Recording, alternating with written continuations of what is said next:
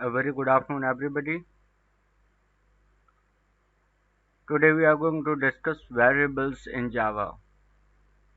Variables are very important when you proceed to work in Java. In our previous chapters, we have seen how we can run the first Java program. Now, when we need to start with the Java, we need to know what are different variable types, what are data types, and what variables we can use. A variable is a name which is associated with a value that can be changed. For example, when we write int I equals to 10, this means that variable name is I and which is associated with the value 10. And here it says that int is a data type that represents that this variable can hold integer values.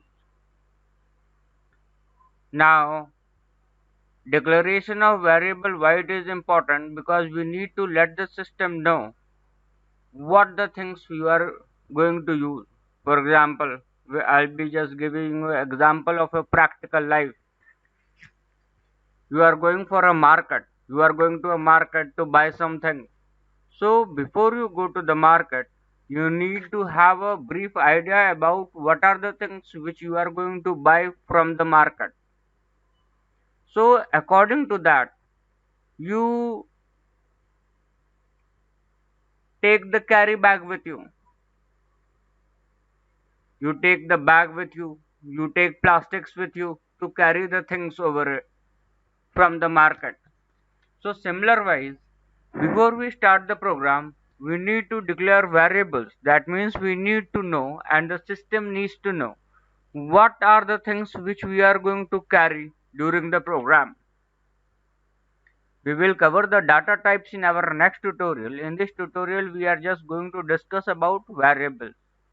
So to declare a variable, we just need to follow this syntax.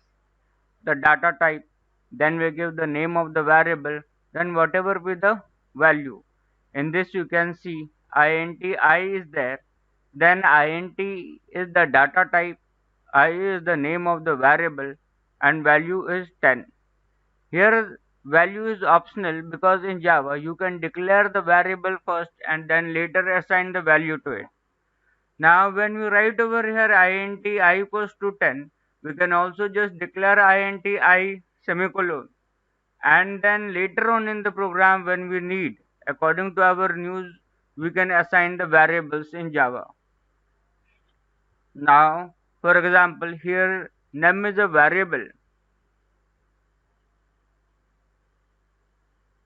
and int is a data type. We will discuss the data type in our next tutorial. You don't have to worry about that. Just we need to understand that in data type allows the num variable to hold integer value. So int num. Now similarly we proceed, we can assign the values to the variables while declaring them like this. Char cha. Now character is a part and a is a static value. We are going to discuss this later on. Int number equals to 100. Then we can also do like this, char chint number, then ch equals to a and number equals to 100. Now variables naming convention in Java. Variables naming cannot contain white space. For example, int num space bar equals to 100 is invalid because the variable name has a space in it. Now variable name can begin with special characters such as dollar and underscore. As per Java coding standards, the variable name should begin with a lowercase letter, for example int number. For lengthy variable names that has more than one word, do it like this: int small number, int big number. Start the second word with the capital letter. Variable names are case sensitive in Java. Now what are the types of variables? There are three types of variables in Java: local variable, static or class variable, and instance variable. Now note that the JDK version may be different. Since I am using 1.8 installed on my system, I mentioned while this setting up in the path, I have also shown what type of JDK version we are using, and while we run the program we need to check the JDK version. Now static or class variable, when we are discussing static or class variable, static variables are also known as a class variable because they are associated with the class and common for all the instances of the class. For example, if I create three objects of a class and access the static variable, it would be common for all. The changes made to the variable using one of the objects would reflect when you access it through the other objects. Now examples of static variables. I would like to tell you that while we work on the programs, I have shown and I will be showing all the programs how to execute the program. So we are just going to elaborate the program in the situation. Now example of taking of static variable, you can check that this is the public class static variable. In this is class is the keyword, this is the name of the class. Public static string, my class variable, var equals to class or static variable. Now public static void main, string args, this is the main class. Here we have created the objects in this. This is the name of the class, this is the object, this is the name of the function. This is the name of the class, this is the object, and this is the name of the function. Now all three will display class of static variable. When we execute this program, system.out.println obj.myClass variable, now that this object will be running, taking the value for my class variable from here and will display class or static variable. Now changing the value of static variable using obj2, object2 dot class variable equal to change text. Now you can see that in this case we have used a different variable, different value. Previously it was class or static variable. Now we have changed the text. Now all the three will display change text for the same object.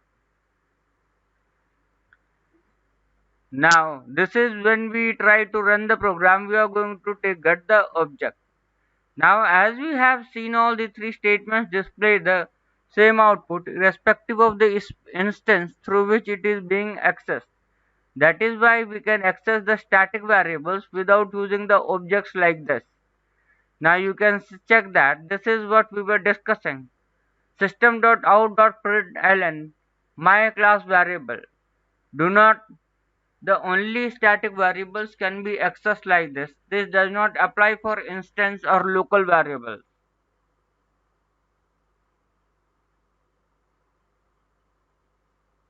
You can see that I am just taking above. Now discussing about this, you can see that how static variables are also known as the class variable.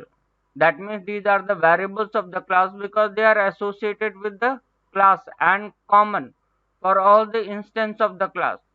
That means these are common for all the objects of the class. For example, when we create three objects of a class and access the static variable, it would be common for all the subjects. The change made to the variable using one of the object would reflect when you access it through the other objects. This is what we have shown in the program. You can see that in this we have the main class. We have declared a variable, my class variable, and here we have the inserted the values in it. Then trying to access this, we have object 1, object 2 and object 3. All these are going to read the thing, and now when we try to access the variables directly with the object, then it is just going to display class or static variable, and then we again change it, changing the value, then again it is going to display the change text. This is what we have seen in the output. Now let us have a look to the instance variable. Each instance or objects. Objects are considered as the instance of any class, has its own copy of instance variable. Unlike static variables, instance variables have their own separate copy of instance variable. We have changed the instance variable value using object2 in our following program when we displayed the variable using all the three objects. Only the object2 value get changed, others remain unchanged. This shows that they have their own copy of instance variable. Now let us have a look to this program. In the previous program we have already seen. Now this is the main class. In the main class we have a string variable, and this is the instance variable. Now this is the name of the class, name of the object, new instance variable, name of the class object to new instance variable. Now when we try to display the things, this is going to display instance variable and instant variable. You can just see that. Now again proceeding further, just for the instance 2, object 2, we are changing the variable to change text. Now again we are trying to display the things. You can see that it is just changed for only for the object 2, not for object 1, and not for obj, not for object 3. This shows that the object 1 has its own copy of the value, and object 3 has its own copy of value, and object 2 created its own copy of its value. Are you getting it? Can you check the difference between all these things? What are the static values? In static variable, when we change the name value of the variable, it got changed to all the three objects.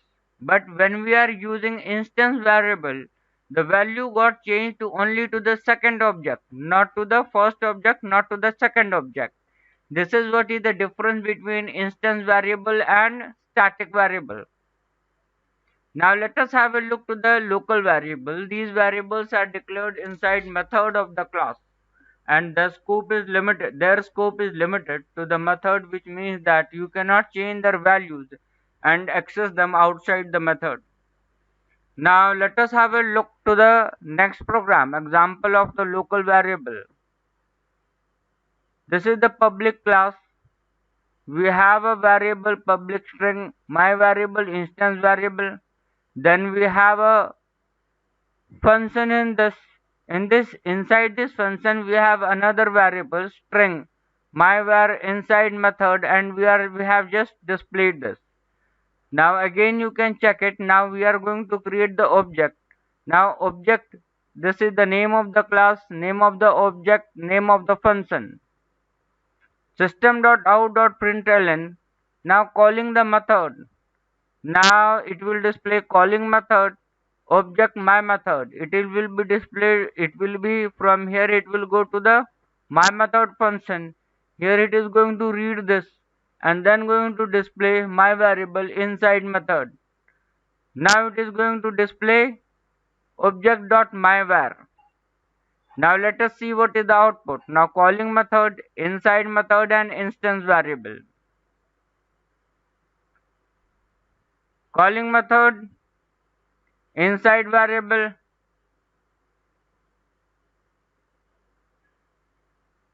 and obj.myvar. It is again just going to display the instance variable, the local value which is holding it.